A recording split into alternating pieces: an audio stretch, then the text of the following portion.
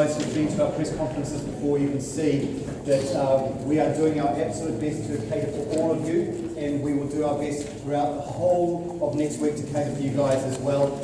Kevin will talk to you, and we'll probably do around about 10 minutes. Joseph will do around 10 minutes. Joseph will not be available for the rest of the week, so if you do have a burning question that you want to ask him, this is the press conference to ask him. You've got to be conscious that we do have a heavyweight title fight, and Kevin and Joseph do have to focus on it. Just to update you on a couple of things regarding the schedule.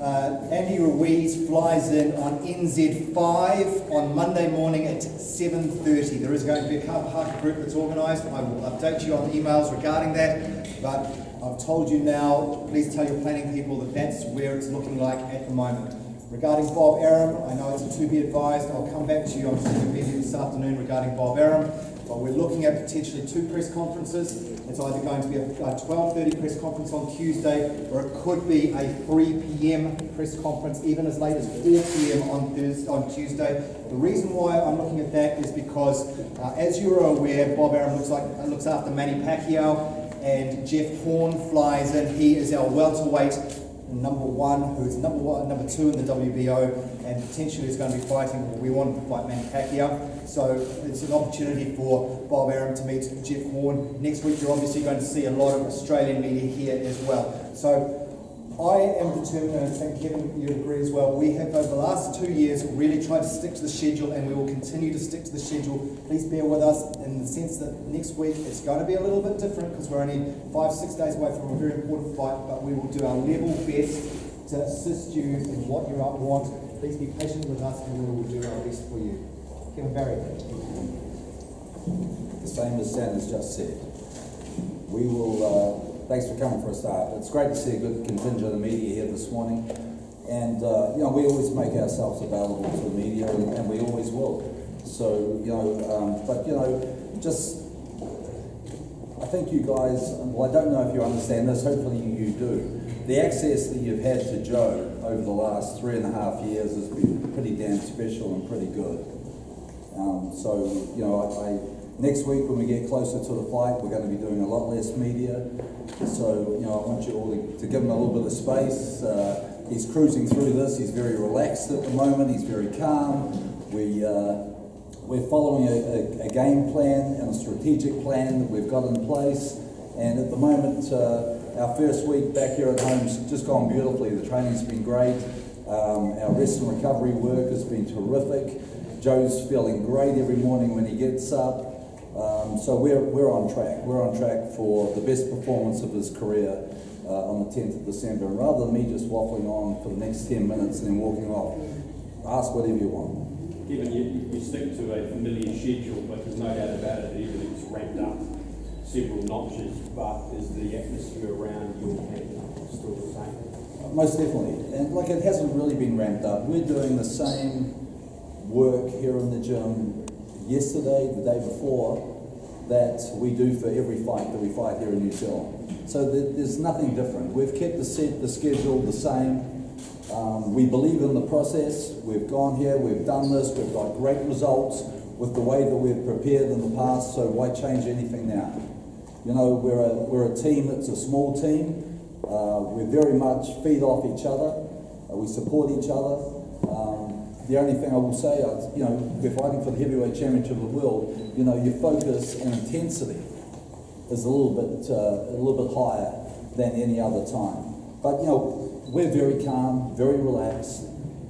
Joseph's been sleeping extremely well. I've been so happy with what he's been showing me in the gym since we arrived last Friday. How happy with his physical state? Well, Joe's a professional athlete, and athletes, especially guys that fight 5 times a year, as Joe has done for the last 3 years, you put your body through a lot.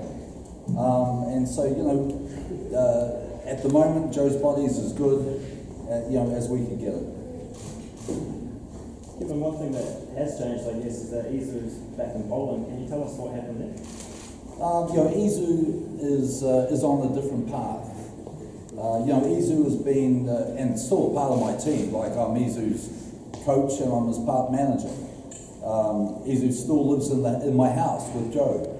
But, you know, Izu has been coming out here to New Zealand and he's been entertaining the New Zealand public for the last couple of years with devastating knockouts and with his personality, his charisma, his charm. But, you know, Izu's been coming along for Joseph Parker's ride. Now it's time for Izu to take his own path. And, you know, there will be something in the media tomorrow that you'll be able to see on Izu's next path. What sort of impact will that have on Joe's sparring? Well, to be completely honest, Joe and Izu haven't sparred for, gosh, probably the last 4 training camps. And if they have sparred, it might be a 3-round session as part of another group of sparring. We've been bringing a lot of sparring partners in, and it was always my intention when we were preparing for Joshua to use Izu as one of Joe's main sparring partners for the size and for Izu's 84-inch reach, which is very similar to Joshua. But don't forget, we never made the Anthony Joshua fight. So to answer your question, they train together 3 times a day. They run in the morning, they do their boxing session together, they feed off each other, they challenge each other. The 2 of them have tremendous chemistry and they're great mates.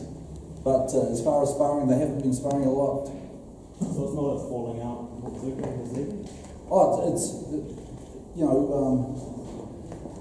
lot of questions about Izu. Maybe we should do a one-on-one. Look, Izu's on his path now. It's only fair. As I said before, Izu's been part of Joseph Parker's ride to the heavyweight championship of the world.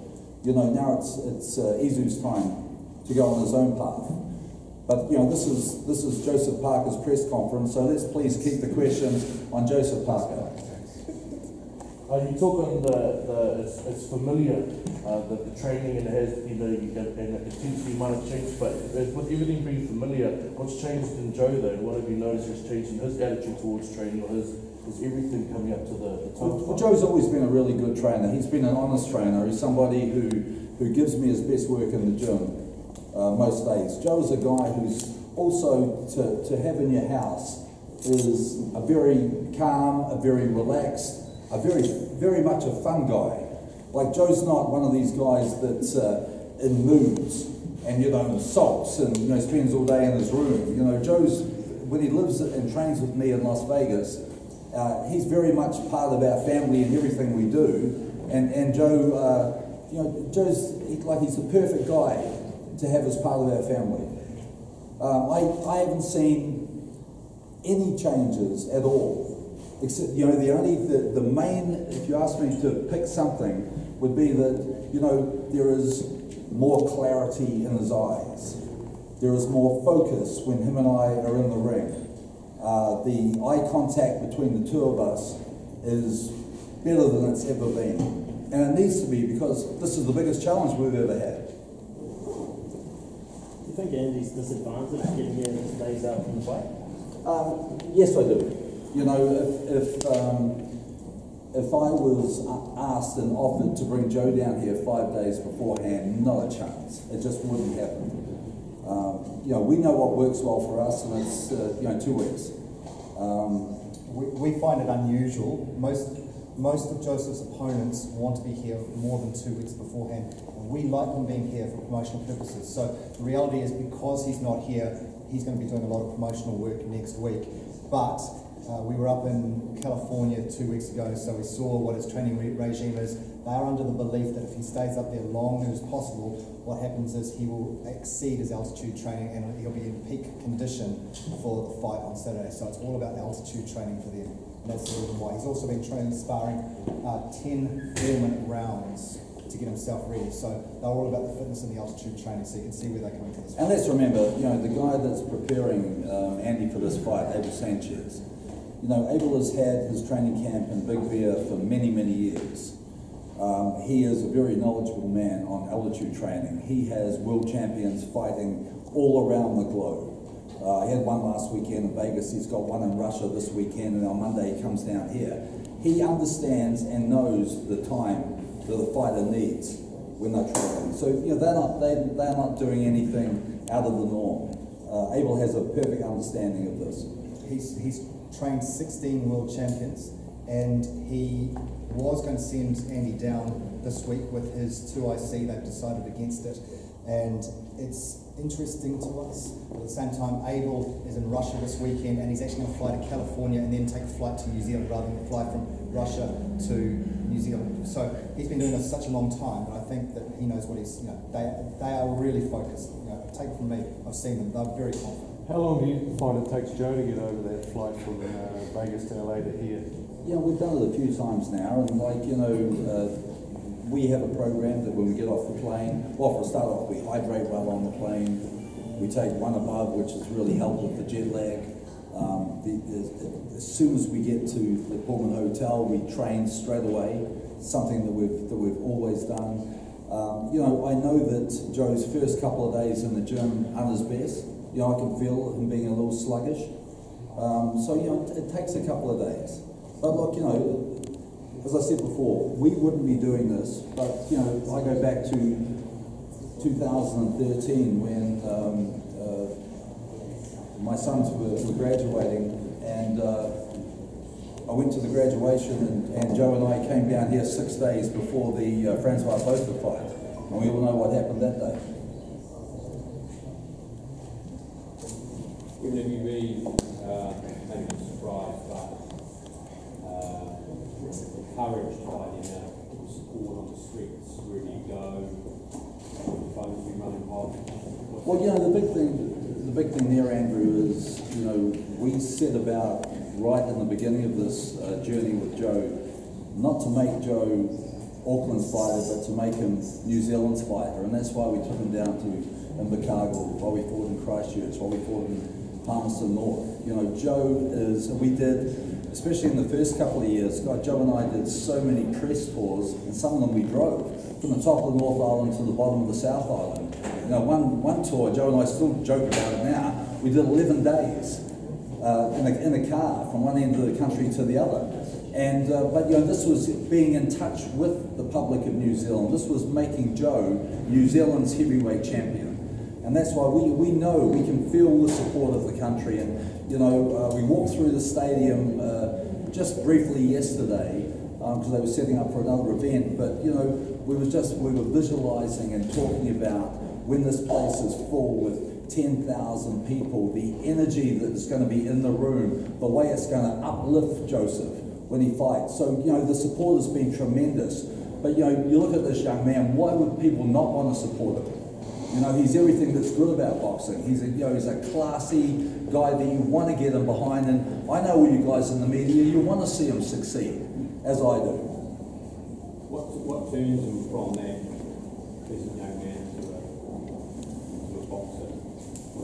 It's the primal animal that's inside him. And I say that in all seriousness.